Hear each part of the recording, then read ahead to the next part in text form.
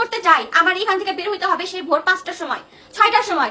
বের হইয়া আমার হচ্ছে কার যদি আমি ভাড়া করি, সেইখানে আমার যাতায়াত কস্ট আসে 10,000 টাকা, আরো বেশি আসে যদি আমরা 3-4 হাজার টাকা চলে আসে। আর এখানে যাইতে যেখানে যাইতে লাগবে আমার 5 ঘন্টা 6 ঘন্টা সময় লাগবে যাইতে। যদি 5 ঘন্টা 6 ঘন্টা সময় লাগে, যদি আমি 7টা থেকে রওনা দেই, তাহলে সেইখানে আমার পৌঁছতে লাগবে কয়টা, হয়তো বা 2টা-3টা বাজবে। তাহলে 2টা-3টার সময় যদি আমি একটা স্টুডিওতেই যাই পৌঁছাই, সেই জায়গায় আমার আরো 5-6 ঘন্টা এভারেজ হাতে রাখতে হবে, মানে শুট শেষ করতে। তাহলে আমার রাত বাজবে কয়টা, 12টা 1টা। তো সেই 12টা 1টার সময় আমি কোথায় থাকবো? আমার কি সেখানে বাপদাদার সম্পত্তি আছে, নাকি বাপদাদার আমার পরিচিত পূর্বপুরুষরা আছে যে সেইখানে আমি রাতে থাইকা আসবো?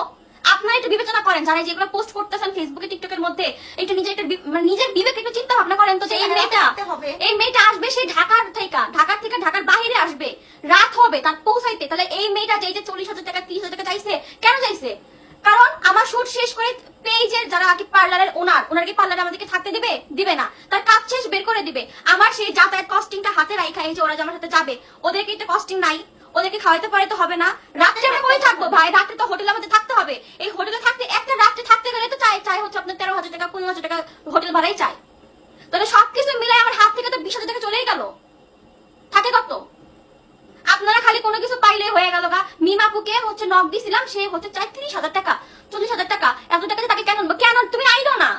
তোমাকে বলতেছি না যে আমাকে নাও, আমাকে সাজাও, আমাকে নিও না ভাই, কিন্তু যে নিজের আগে ছ্যাঁচড়ানো কইরা মিমাপুরে নক দিছি, মিমাপুরে ইমোশন চাইছে এত টাকা, এটা নিয়ে ভিডিওর মধ্যে পেজের মধ্যে একটা পোস্ট করে দিলাম, মানে ভাইরাল হওয়ার ফোন দি পেজের মধ্যে দিলা পোস্ট করে। কেন পোস্ট করলো? যে মিমকে নিয়ে কথা বলছি, মানে তো হচ্ছে পেজের ভিউ বাড়বে, আমার ফলোয়ার বাড়বে, আমি যে ভিডিওটা পোস্ট করবো সেই পোস্টের ভিউ বাড়বে। তো তোমরা কি বিজনেস করতেছো না এগুলো নিয়ে?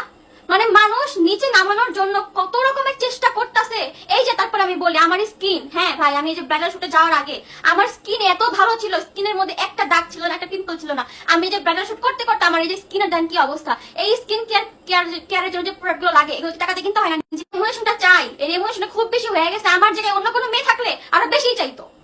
আর আপনারা বলেন কি আমার নাকি চিনে কোনো মানুষই চিনতো না আমাকে, নাকি কন্ট্রোভার্সি পড়ে নেওয়া, যাদের বেশি মনে হবে তাদের নেওয়া দরকার নাই, কন্ট্রোভার্সি করারও দরকার নাই। কন্ট্রোভার্সি পড়ে নাকি আমাকে মানুষ চিনছে, যার জন্য আমি হচ্ছে আমার ডিমান্ড বাড়াই দিছি। আমি নাকি বাংলাদেশের দ্বিতীয় বারিশা হক। বারিশা হকের লাগে আমার তুলনা করতে ভাই। বারিশা হক কি উনি কি মানুষ না? উনি কি স্ট্রাগল করে এখানে আসে নাই? তারিখ আপনার এমনি চিনছেন? আমি সেই সোশ্যাল মিডিয়ার মধ্যে আসি হচ্ছে 2021 সাল থেকে, তখন থেকে আমাকে মানুষ চিনে না। হয়তো বা কন্ট্রোভার্সির পরে একটু মানুষের মনে নাড়া দিছে খুব বেশি করে, যার জন্য আমাকে একটু ভালোবাসে। এখন এই যে মানুষ আমাকে ভালোবাসে দেখে কি আপনার নিচে নামাই দিবেন? আমি চাইছিলাম না যে এই জিনিসটা নিয়ে কোনো ভিডিও বা লাইভ করতে, কিন্তু বিশ্বাস করেন পেজের মধ্যে ঢুকলে